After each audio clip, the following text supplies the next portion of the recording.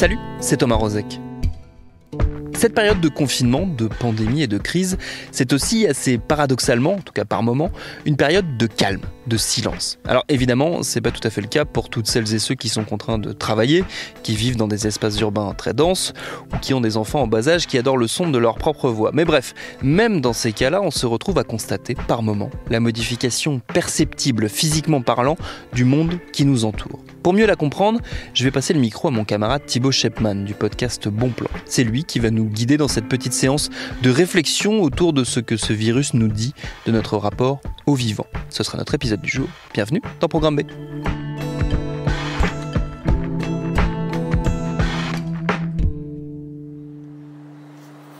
Des chèvres cheminent dans une station balnéaire du pays de Galles.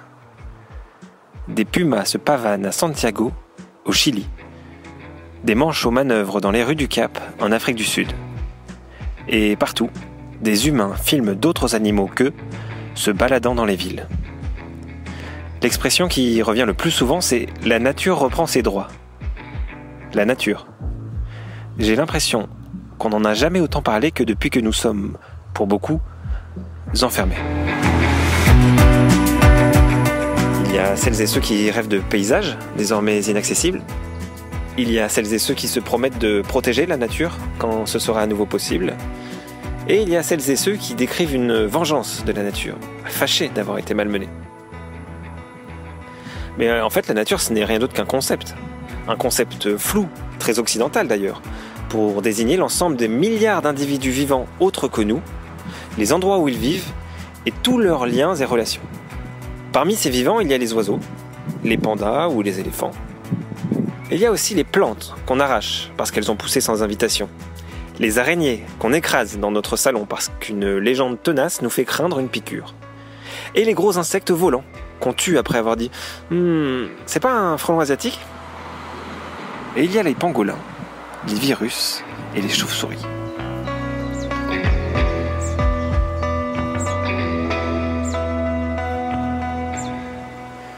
Certains trouvent le monde bien silencieux depuis que les humains font moins de bruit. En fait, quand on écoute un tout petit peu, on entend maintenant une polyphonie. Une polyphonie de chants d'oiseaux. Nous sommes très nombreux à avoir eu la chance de les entendre ces derniers jours. Et je sais pas vous, mais moi j'ai trouvé ça assez émouvant et inspirant. Dans son dernier livre, Habiter en oiseaux, la philosophe belge Vinciane Després racontait justement une expérience similaire. L'émotion née de l'écoute par hasard du chant d'un merle par sa fenêtre. De là, elle livrait des réflexions passionnantes sur leur façon de voir et d'habiter le monde. J'ai eu la chance de pouvoir poursuivre la discussion avec elle par téléphone.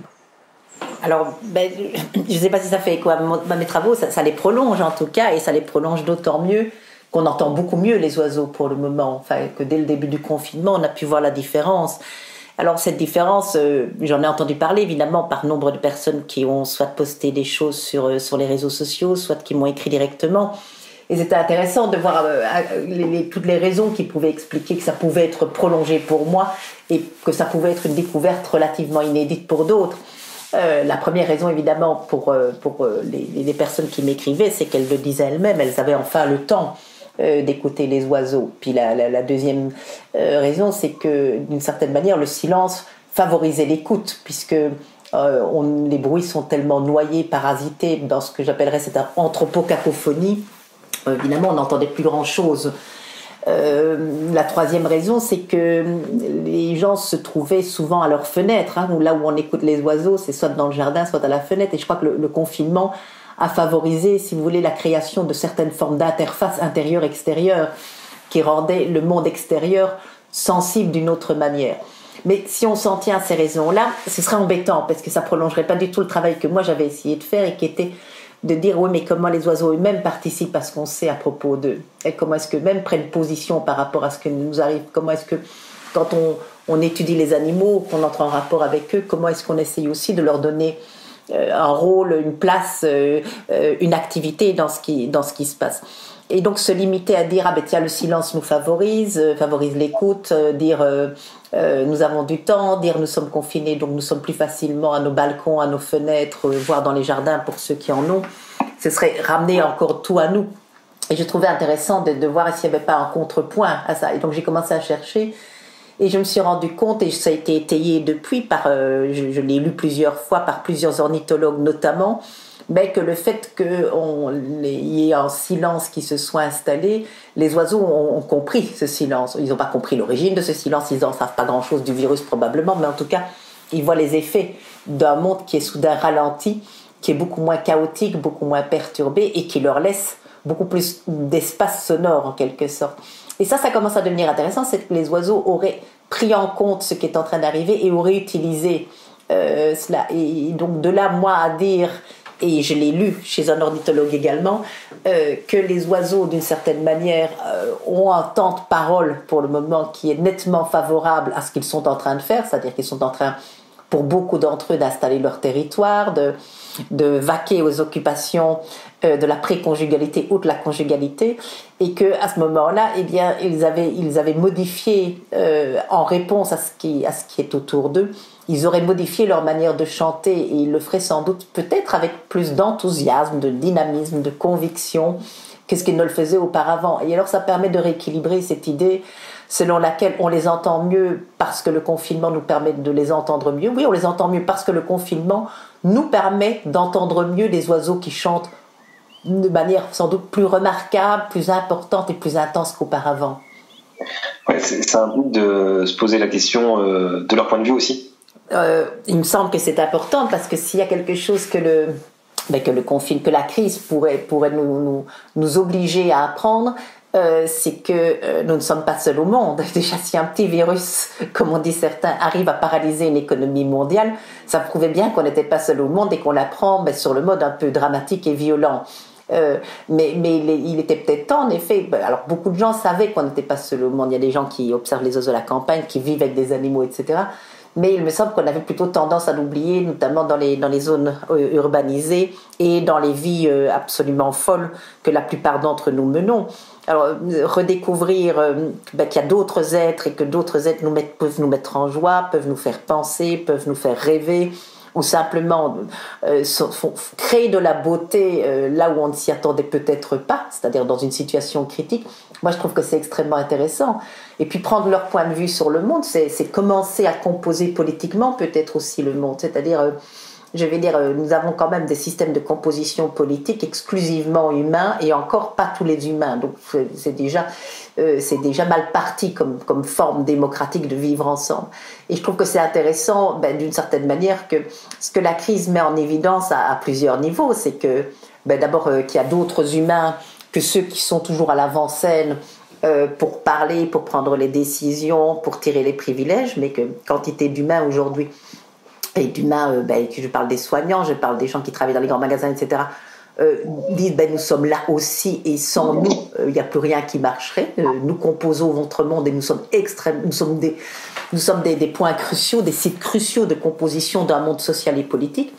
Mais qu'on puisse aussi élargir ça en pensant que oui, mais il n'y a peut-être pas qu'une affaire d'humains et peut-être que les animaux aussi, on souhaiterait qu'ils puissent être pris en compte dans la composition du monde commun.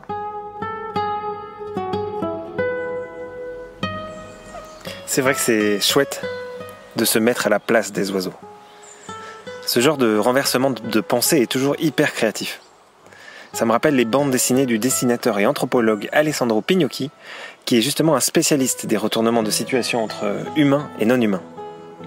Dans ses BD, très drôles, des mésanges disent par exemple vouloir brûler l'Élysée, tandis que des dirigeants politiques adoptent l'animisme des Indiens d'Amazonie.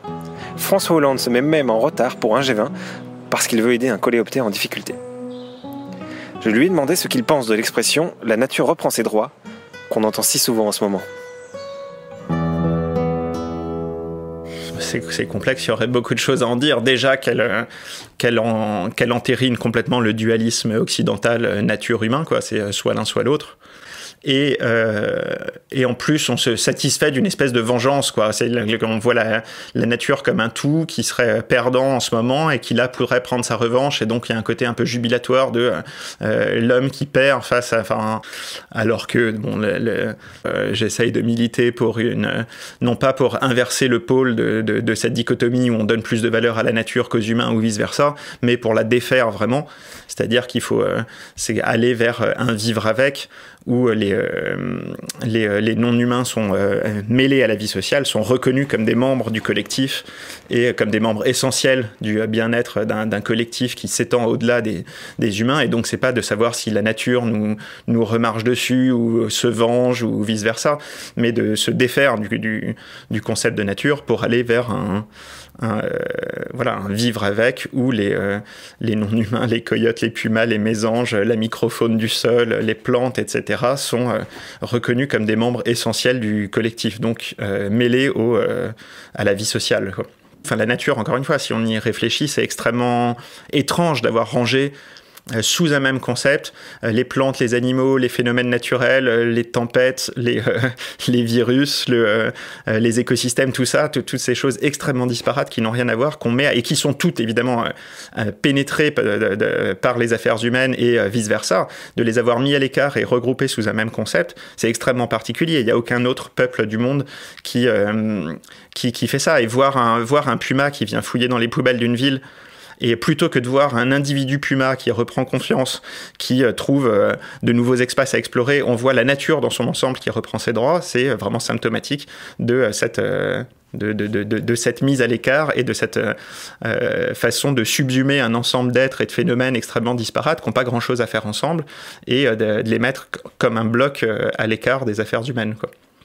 On pourrait beaucoup plus voir un puma ou un sanglier qui revient fouiller dans les poubelles, des possibilités d'interaction nouvelles, sociales, entre des individus non humains et des individus humains. Enfin, par exemple, ça serait, je vais le voir, on a des nouveaux voisins, enfin j'en sais rien, ou des nouveaux amis, ou des nouveaux collègues. Ce serait tout un tas d'expressions plus animisées qui seraient sans doute plus appropriées que de voir la nature reprendre ses droits, quoi. Vous l'avez entendu, quand on se met à la place et quand on accorde une vraie place à nos nouveaux voisins, on en arrive à des questions nouvelles et déterminantes, très politiques. Alessandro Pignocchi a ainsi trouvé dans les ZAD, notamment celle de Notre-Dame-des-Landes où il a vécu, des formes innovantes d'interaction entre des humains, des non-humains et un territoire partagé. Là, dans la multitude de pistes et de possibilités qui s'ouvrent dans les années qui viennent et que contribue à ouvrir et à élargir cette histoire de virus, c'est vraiment le rapport au territoire et le rapport au non-humain qui va être central, quoi. Et en schématisant énormément, c'est vraiment très simplificateur, mais pour baliser un petit peu l'espace des possibles, il me semble qu'il y a 3 grandes possibilités. Le premier, c'est donc la première possibilité, c'est la voie qu'on est en train de prendre bien involontairement pour la plupart des gens, c'est une radicalisation du libéralisme autoritaire, c'est-à-dire tout faire pour que la nature reste une ressource, que le territoire reste silencieux et dans le domaine des objets, et qu'on puisse continuer à l'exploiter et à voir volter au-dessus de lui, c'est la sphère des faits économiques qui continue à garder sa toute-puissance, et donc en durcissant et radicalisant tous les moyens de répression pour empêcher toute l'émergence de protestations contre cet état de fait.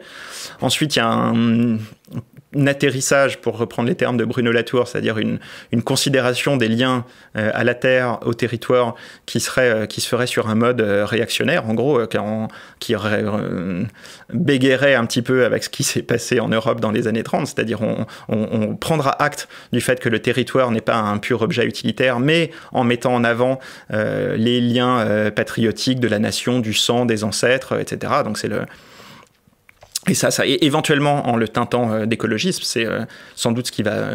c'est pas sans doute, c'est certainement ce qui va être au cœur de la campagne du Rassemblement national, c'est-à-dire une espèce d'écologie réactionnaire et centrée sur la patrie, la nation, etc. Et la troisième voie, c'est celle qui est dessinée entre autres par les ZAD, c'est la mise en avant de liens au territoire qui sont inclusifs, qui visent pas à exclure les étrangers, mais au contraire à inclure le plus d'êtres possible humains humains et non humains dans le collectif, et qu'il y a plein de façons possibles de l'actualiser, mais pour l'instant, en tout cas en France, l'endroit où cette possibilité est explorée le plus loin de la façon la plus concrète et détaillée, c'est effectivement à Notre-Dame-des-Landes. Est-ce que vous pouvez me repréciser un peu ce que vous appelez ces territoires inclusifs ? Des liens au territoire, c'est-à-dire que les liens à la terre réactionnaires, c'est ce type de rapport à la terre qui font qu'un néo-rural urbain qui vient s'installer dans un village sera encore l'étranger, même 20 ans après, quoi. C'est-à-dire qu'on ne peut pas s'approprier ces liens-là. Si on n'a pas l'histoire, les générations, les ancêtres, l'histoire de France, blablabla, on peut pas se revendiquer ces liens à la terre-là. Et les liens à la terre inclusifs sur une ZAD, voilà, encore une fois, pour la meilleure façon de voir ce que c'est d'y aller. C'est qu'une fois qu'on y est, on participe pendant 1 heure à un chantier collectif, à un désherbage, un potager, à la construction d'une nouvelle cabane ou quoi, et on se sent chez soi, quoi. C'est-à-dire que c'est des liens affectifs au territoire où il y a vraiment une multiplication de liens affectifs qui se tissent avec des aspects du territoire, des non-humains, des prairies, des animaux, des plantes, des coins de forêt, etc. Et que ces liens, n'importe qui participe à la vie collective sur place se les approprie immédiatement, quoi.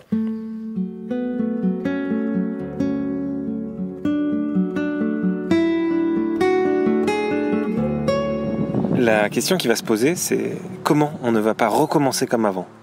Comment on se comportera et comment on nourra des liens avec les autres êtres vivants une fois que le confinement commencera à se lever ? Vinciane Després, elle, propose des alliances avec les non-humains, à commencer par les oiseaux. Le confinement ne durera pas, ou en tout cas des modes de confinement ne dureront pas trop longtemps, c'est tout à fait souhaitable. Donc ça veut dire qu'on va réenvahir l'espace prochainement, plus que probablement. La question plutôt à se poser, c'est est-ce qu'on gardera un souvenir de ce qui s'est passé et est-ce que ça infléchira quelque peu la façon dont on pensera désormais l'occupation de l'espace et sonore et spatial, géographique, politique, etc. Et là, je reprends ce que Baptiste Morisot a déjà proposé. Je reprends, je crois qu'Alessandro serait d'accord avec moi aussi sur ces questions-là, enfin de ce qu'on a pu en discuter. Je reprends aussi ce que Jacques Tassin dit. Mais nous avons manqué à ce point de sensibilité. Jacques Tassin disait par exemple que il est quand même un peu étonnant qu'on n'ait pas remarqué plus vite et de manière plus collective le fait qu'il y avait tellement moins d'insectes sur nos pare-brises quand on se déplaçait. Ce qui était quand même un très très mauvais signe. Comment ça se fait qu'on n'a pas perçu que les oiseaux chantaient beaucoup moins ? Enfin, si certains l'ont perçu, mais comment est-ce que ça ne nous a pas plus affectés ? Comment est-ce qu'on n'a pas été mis plus en alerte ?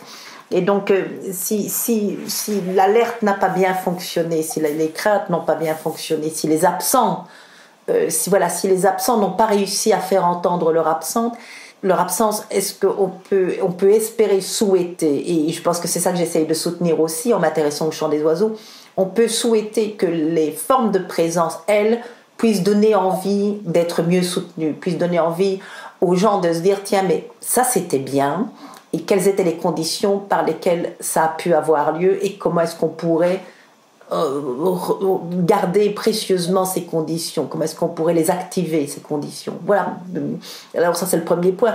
Ce qui me fait dire moi que d'une certaine manière on fait une forme, il y a des alliances à créer avec les oiseaux pour le moment.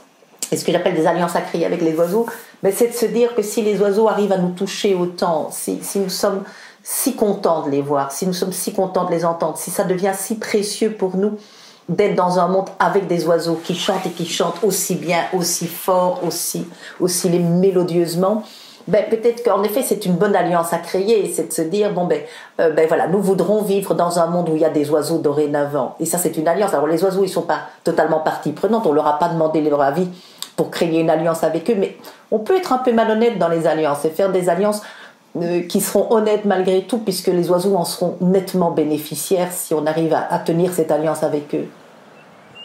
Alors on commence par quoi ? Par écouter et accorder de l'attention aux autres animaux. On va d'ailleurs commencer par écouter les oiseaux, en demandant des conseils à Alessandro Pignocchi et Vinciane Després. En y prêtant attention. Après, il y a plein de moyens d'identifier les chants d'oiseaux. Par exemple, de trouver sans doute dans le voisinage, il y a des gens qui s'y connaissent un peu plus, qui peuvent vous initier.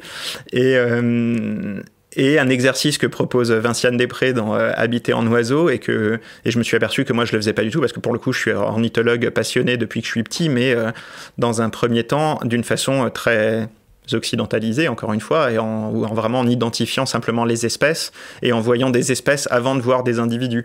Et là l'expérience du confinement, pour ceux qui ont un jardin, c'est l'occasion de voir des individus oiseaux, alors d'apprendre à identifier les espèces, mais bon, ça va en tout cas à la vue relativement vite, et ensuite de voir que chaque individu mésange charbonnière, chaque individu mésange bleu, surtout chaque individu rouge-gorge, ont des tempéraments, des façons de faire, des territoires, des petits rituels quotidiens différents, quoi.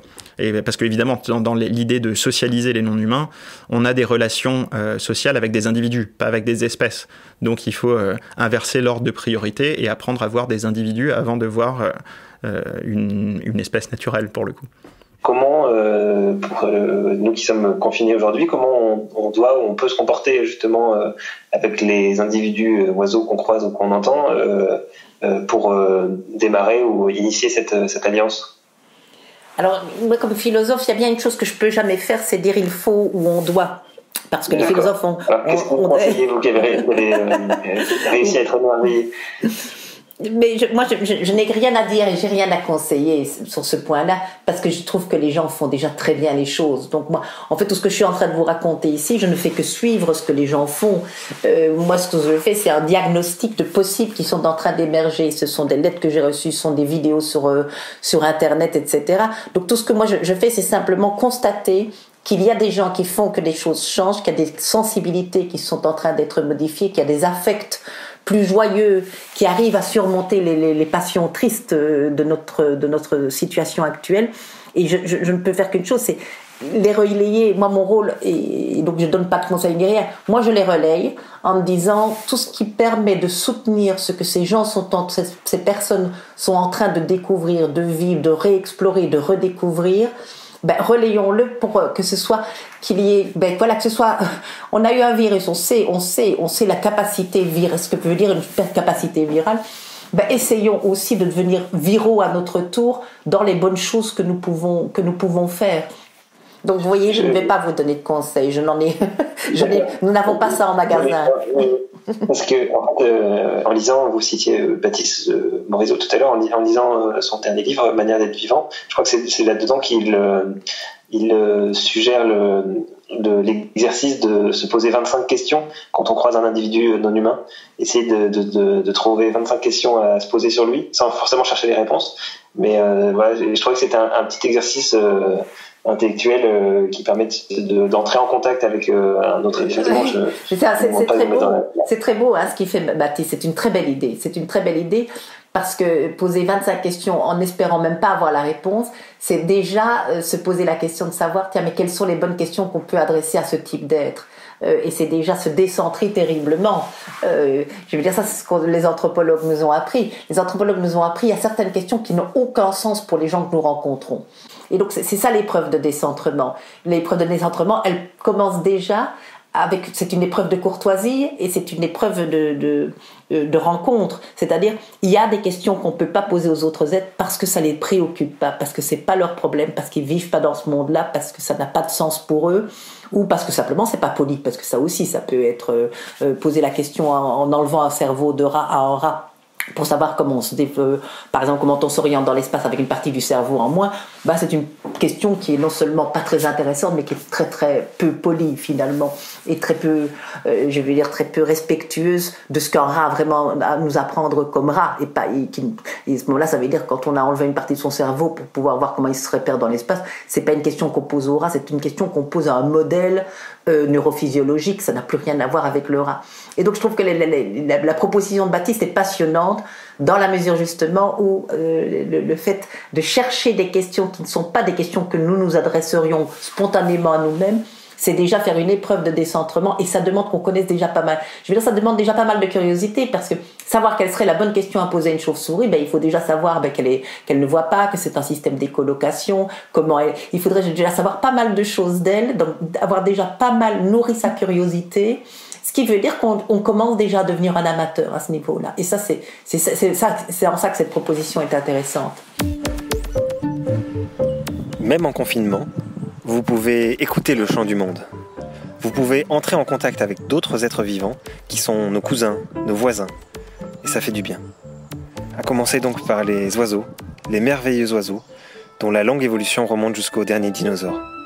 Je vous souhaite de belles rencontres et de longues alliances.